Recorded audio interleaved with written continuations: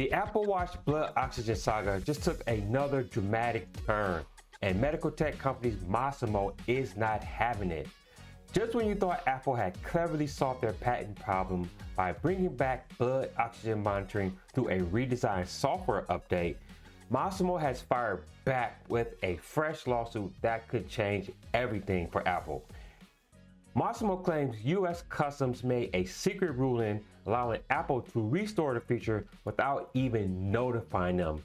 Masimo only found out publicly when Apple made an announcement that they have made this update.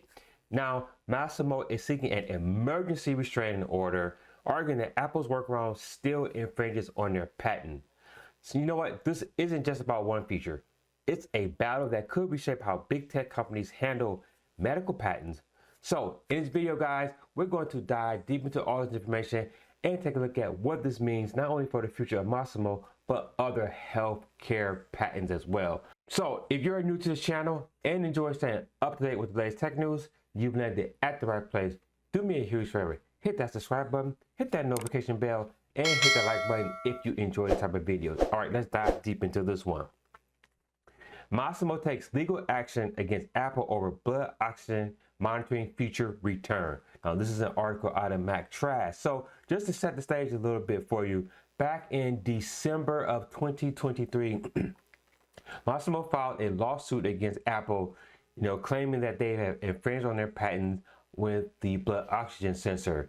Now, I think a month or so later, in a turn of events, the courts actually sided with Masimo, and Apple had to withdraw that feature from its Apple Watches going forward. So what they did basically was just send out a software update that disabled that feature on all Apple Watches. And Masimo was in the clear, or Apple was in the clear at that point.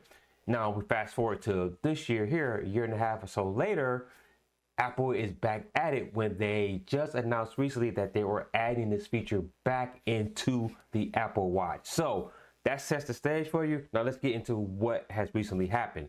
As I alluded in my intro, Masimo technology company, the medical technology company Masimo, filed a lawsuit over the U.S. Customs and Border agency's decision to allow Apple to once again offer blood oxygen monitoring on its Apple Watches. Bloomberg Law reports Masimo filed a lawsuit in the District Court for the District of Columbia, alleging that the agency exceeded its authority. Talking about Customs Borders and Patrol, CBP.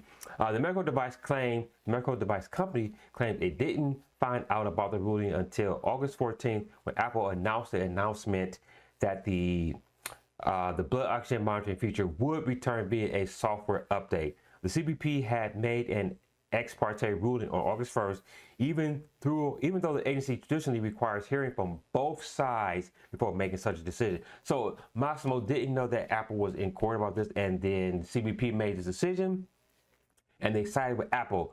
So this is just me, thinking, what made CBP come to this decision without even informing Masimo or giving Masimo a chance to state their argument? Who knows if there was some extra incentive given to CBP to make sure that this went through for Apple? I'm just saying, that's the way things work in this world. And if you don't think that that is something that happens, then your naivete is to be granted, because you have a different view of the world than I do. I'm very cynical. I don't think that this was something that just CBP just did out the goodness of their heart. That's just what my thought is. I don't have any concrete evidence for that. We'll never know if something like that actually happened. But for a big company like Apple to go to the CBP, and we know how Apple have been cushioning up to the government lately in recent months, we'll see. Maybe because also we know Apple has been putting billions of dollars into the economy because of the tariffs and everything. So maybe this was a little kickback for them, saying, "You do this for us, we'll do this for you." I'm just saying that could be a possibility.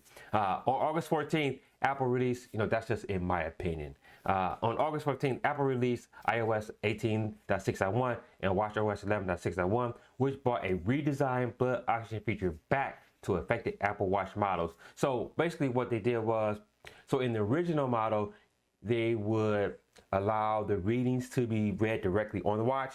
So with this new update, instead of getting the information off your watch directly using the watch screen, the software on your phone reads that software and displays it on your phone. So that is the workaround that Apple is doing for this. So it's still the blood oxygen sensor. I guess they figure if we're not using the Apple Watch itself, we're just going to use a phone to do it. So they feel that that is a workaround for it. So, but that is what Masimo is saying, that still infringes on their patent. I guess that will be decided by the courts if this case goes any further than what it is right now, but that remains to be seen. We will see.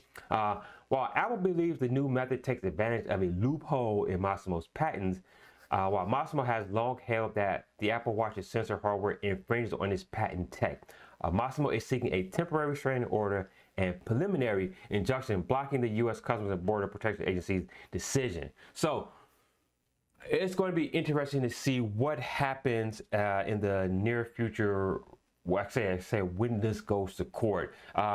If you go back, I did a video about this again back in December 2023. I did an update in January or February about this.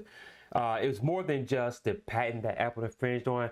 Apple also did some things where they're poaching some of the talent from Masimo. So it goes a little bit deeper than just this. And Masimo is not going to just sit back and let Apple just get away with this. So we'll be keeping a watch on this to see what happens if this goes further in the court system and see what the outcome for this will be. But that is what I want to talk about in this video, guys. Let me know down in the comment section, what do you think is going to happen in this case? Do you think Masimo has firm ground to stand, or do you believe that Apple infringed on their patent, or you think Apple's workaround is a loophole that they've exploited and they're going to get away with it? Let me know what you think about that down in the comment section.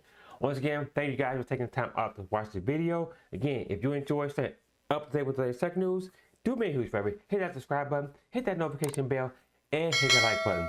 Also, if you have friends or family that enjoy this type of content, they may enjoy this as well, so make sure you share this with them. And if you want to stay up to date with the latest tech news, head over to SoundTherapy.com, where I curate and aggregate tech news from around the web covering Apple, Samsung, Google, Android, computing, and even more general tech news, all at the website SoundTherapy.com. And for even more tech news in video form, check out one of these two videos right here. Until next video, guys, stay nerdy.